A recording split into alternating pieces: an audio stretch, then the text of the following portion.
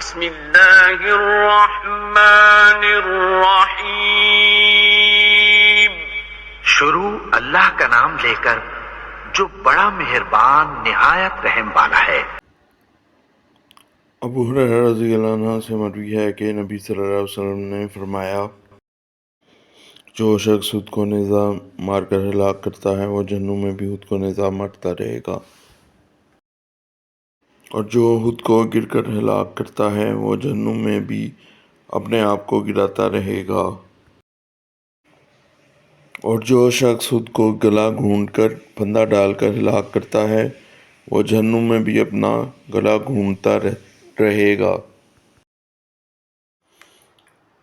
جی السلام علیکم ناظرین و حاضرین، کیا حال ہے آپ کا؟ ٹھیک ہے؟ اچھا، یہ میں ایک اور حدیث کے ساتھ آیا ہوں، اور یہ حدیث بھی بہت امپورٹنٹ ہے۔ یہ السلسلہ کی حدیث ہے، اس کا ریفرنس نمبر ہے 3646۔ نصیحتیں اور دلوں کو نرم کرنے والی باتیں، بہت امپورٹنٹ ہے۔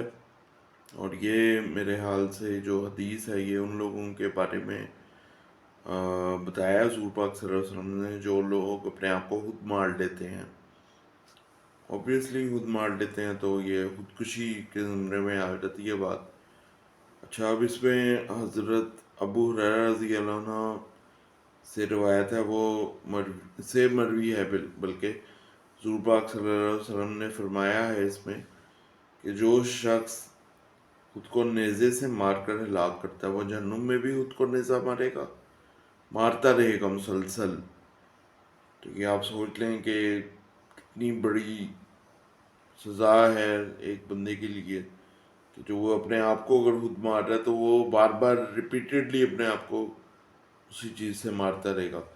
پھر وہ کہتے ہیں، اور جو شخص خود کو گر کر ہلاک کرتا ہے وہ جہنم میں اپنے آپ کو گراتا رہے گا، یعنی کہ جو بلڈنگ سے گر گیا، خودکشی کر لی یا چھلانگ مار دی کسی دریا میں یا کہیں سے بھی گر کے کرے گا تو وہ بار بار گراتا رہے گا، جہنم میں تو جائے گا وہ، یہ تو پکا ہے، اور بار بار گر کے یا بار بار نیزہ مار کے اپنے آپ کو ہلاک کرتا رہے گا۔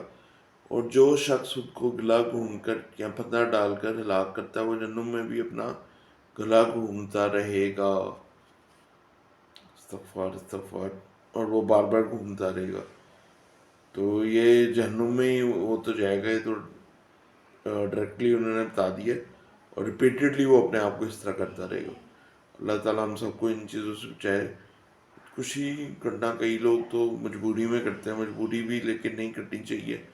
اللہ تعالیٰ ہم سب کو اپنے نفس پہ کنٹرول کرنے والا بنائے اور اپنے حفظ و امان میں رکھے ان چیزوں سے۔ بعض اوقات یہ سائیکولوجیکلی افیکٹ اتنا زیادہ ہو جاتا ہے کہ بندہ روک بھی نہیں سکتا اپنے آپ کو، تو اللہ ہم سب کو بچائے ان چیزوں سے۔